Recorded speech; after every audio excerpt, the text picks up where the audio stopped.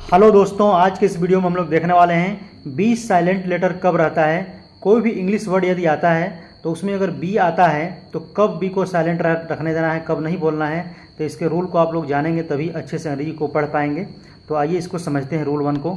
देखिए रूल 1 मेरा क्या है कि जब भी टी से पहले यदि बी आता है, टी से पहले यदि बी आएगा तो बी हमेशा वहाँ पर क्या रहता है, साइलेंट रहता है। यानी बी का आप लोग उच्चारण उसमें नहीं बोलेंगे। तो आइए कुछ वर्ड लिए हैं आपको समझाने के लिए, इसको ध्यान से पढ़ते हैं। यदि देखिए, यदि आपको ये रूल पता नहीं रहता तो इसको क्या पढ़ेंगे, डेप्ट। क्या पढ़ते हैं, डेप्ट। लेकिन इसका सही उच्चारण क्या है, DEBT। तो देखिए बी के बाद क्या आया है, टी आया है। तो आप इसको ऐसे समझ सकते हैं, टी से पहले बी आए या बी के बाद टी आए। दोनों तरह से आप कैसे दिमाग में फिट करते हैं आपके ऊपर है, निर्भर करता है। तो इसको क्या पढ़ेंगे, डेट। डेट मतलब होता है कर्ज। अब देखिए डेटर, यहाँ पे देखिए टी से पहले बी आया है, ठीक है। तो यहाँ पे क्या करेंगे, इसको ब का उच्चारण नहीं बोलेंगे आप लोग, डेटर बोलेंगे, यानी कर्जदार होता है।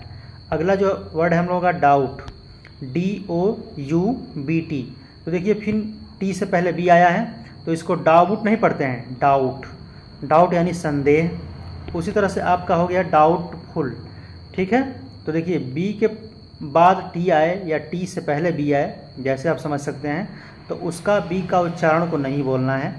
तो इसको क्या बोलेंगे, डाउटफुल, मतलब होता है शंकालु या संदिग्ध। उस तरह से सटल।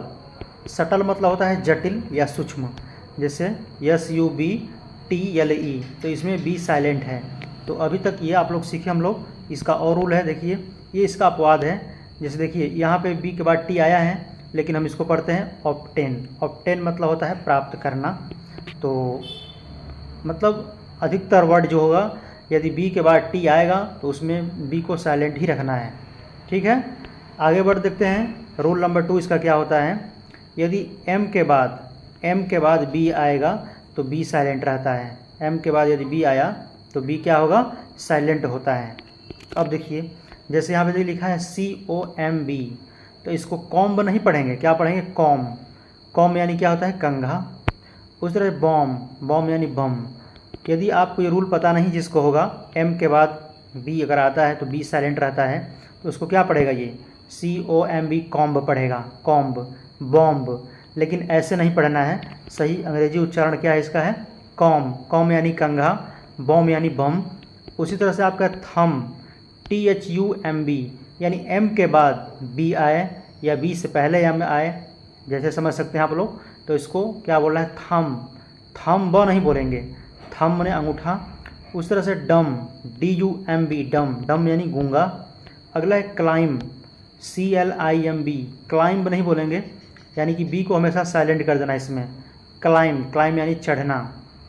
क्रम, क्रम माने टुकड़ा, ठीक है। तो इस रूल को आप लोग दिमाग बैठाएंगे तो सही अंग्रेजी पढ़ पाएंगे आप लोग। अगला है लैम, LAMB, लैम। लैम मतलब होता है भेड़ का बच्चा। अगला है प्लमर। प्लमर जिसको हिंदी में प्लम्बर बोलते हैं या नलसाज बोलते हैं, लेकिन अंग्रेजी में जब उच्चारण इसका करते हैं हम लोग तो प्लमर, ठीक है, प्लमर बोलते हैं इसको। अगला जो है जाम, GAMB, जाम। जाम माने होता है चौकट। Limb, LIMB, limb. लिम्ब मतलब होता है अवयव। उसी तरह से आगे है नम। नम मतलब होता है सुन्न, मतलब सुन्न हो जाना, ठीक है, NUMB, नम। और आगे आपका है सकम। सकम, SUCCUMB, यानी एम के बाद भी आया है, मतलब मर जाना होता है। टूम, इसको क्या पढ़ते हैं, टूम। इसको टोम नहीं पढ़ेंगे। ये जो वर्ड होता है जैसे TOMB, तो हम लोग जानते हैं कि टोम है, लेकिन टोम नहीं है ये। इसको क्या पढ़ते हैं, टूम। टूम मतलब होता है मकबरा। आगे जो आपका वूम, WOMB, ऊम। ऊम मतलब क्या होता है, गर्भ होता है। अब इसमें भी कुछ अपवाद मैंने, मुझको 2 मिला वर्ड, इसको मैंने लिख दिया है। देखिए इसमें भी आपका एम के बाद बी आया है और इसमें भी आपका एम के बाद ई आया है, लेकिन यहाँ पर बी का उच्चारण निकालेंगे आप लोग, बी का साउंड निकलेगा। जैसे अम्ब्रेला, अम्ब्रेला माने छाता होता है। अगला है कुकुम्बर, ठीक है। इसका आप लोग कुकुम्बर मतलब क्या होता है कमेंट बॉक्स में आंसर कीजिएगा। तो मिलते हैं नेक्स्ट वीडियो में, धन्यवाद।